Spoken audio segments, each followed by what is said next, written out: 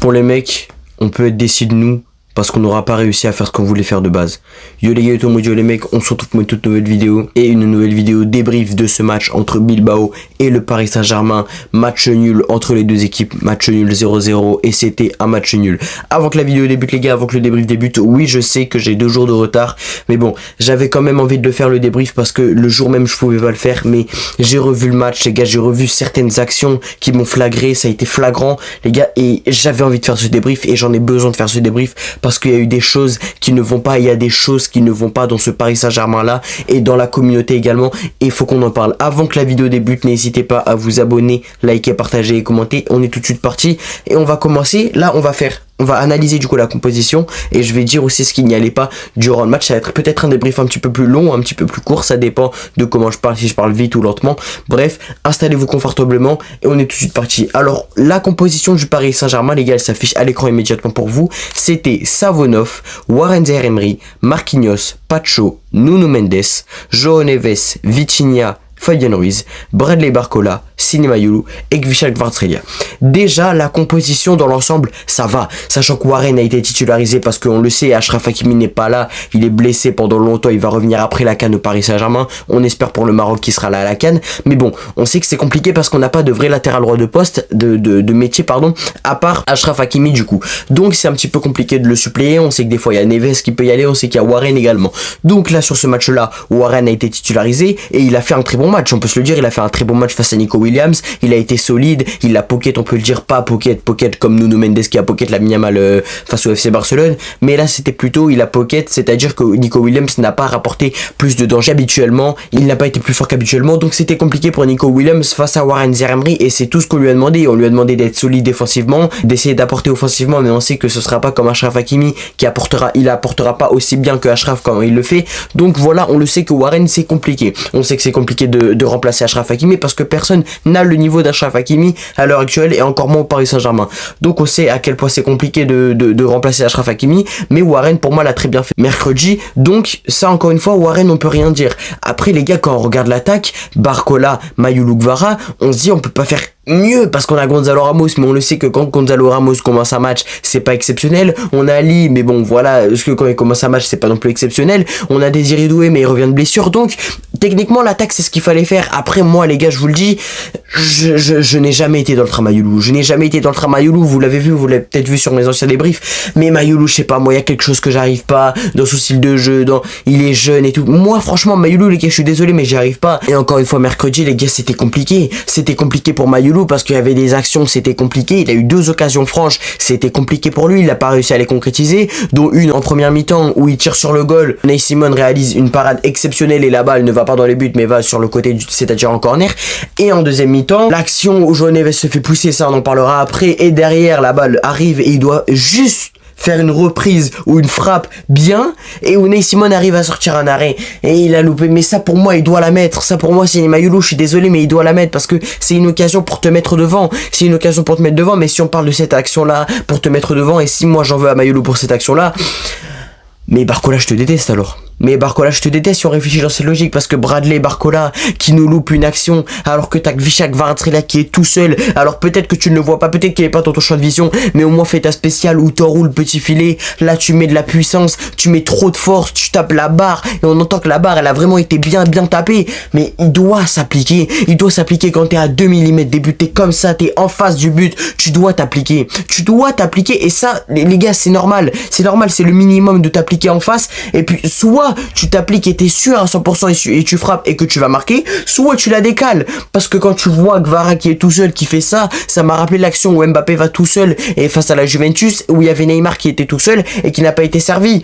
Donc ça c'est encore des petits trucs d'égoïsme, alors qu'on le sait que de base Bradley Barcola c'est un passeur décisif, il a des difficultés avec la finition, donc je ne sais pas pourquoi il a voulu finir, ou alors il a voulu finir parce que oui les gars, depuis le match retour face à Brest l'année dernière en Ligue des Champions, Bradley Barcola n'a pas marqué en Ligue des Champions, donc bien évidemment qu'il a envie de marquer en Ligue des Champions, il a envie d'aider son équipe, de la sauver son équipe, mais si tu veux sauver ton équipe c'est pas en faisant ça, en faisant des trucs d'égoïsme comme ça, lève ta tête, bon même là c'était compliqué, je le sais, je l'avoue, mais je sais pas, soit tu la décales ou alors soit t'enroules.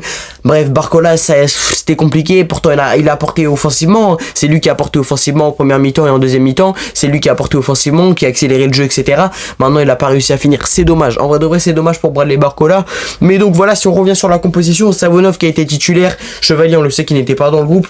Les gars, Savonov, c'est exceptionnel. Savonov, c'est exceptionnel, les mecs. Demain, à 19h, on joue face à Metz. Luis Enrique ne sait pas si c'est Chevalier ou Savonov qui va jouer.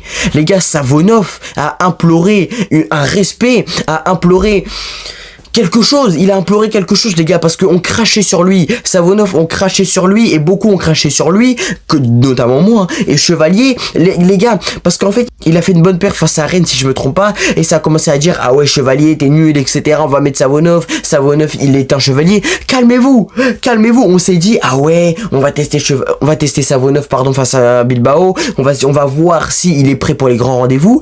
Il a répondu présent avec des arrêts, il a quand même fait un arrêt une fois, je me souviens, sur un coup franc qui était assez quand même important à faire. Il était présent, clean sheet, le plus important c'est le clean sheet, même si on n'a pas marqué derrière. Savonov a fait son match, les gars. Savonov pour moi a fait son match et il a fait un bon match.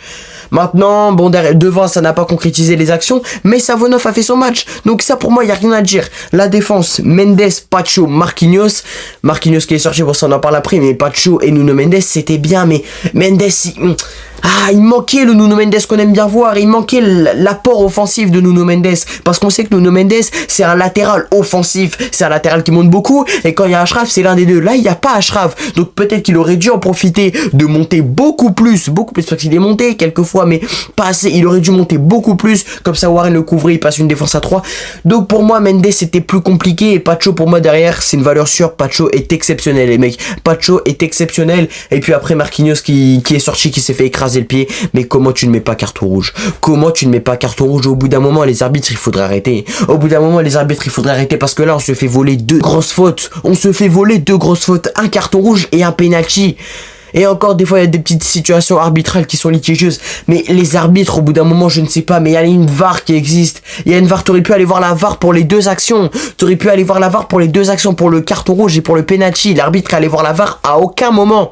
Donc c'est hyper chiant, c'est rageant. En fait c'est rageant parce que là regardez, Marquinhos il est sorti sur blessure, enfin apparemment il est sorti parce qu'il avait une gêne aux adducteurs et non pas à la blessure quand il s'est fait écraser, là où il aurait dû avoir carton rouge. Du coup Zabarni est rentré, Zabarni bon match, on a vu la première fois que Zabarni et Savonov jouent ensemble, bon match de Zabarni, bon match de Zabarni, oui, mais dépasse latérale et... En fait, c'est ça qui manque, les gars, c'est des passes latérales. Mais même à la 92e, ils font des passes latérales alors qu'il y a 0-0. Non, mais en fait, faut se poser des bonnes questions, les gars, faut se poser des questions. Quand tu vois qu'il y a 0-0, quand tu crois que tu mènes 8-0, tu crois que t'es devant de 10 buts d'avance, tu crois que t'as gagné le match. Non, il y a 0-0 et t'es là, tu fais une conservation derrière. Parce que oui, c'est bien de prendre le temps, d'attendre qu'ils avancent et de trouver la faille. Mais au bout d'un moment, quand c'est la 92e et que tu temporises derrière, faut aller se faire foutre.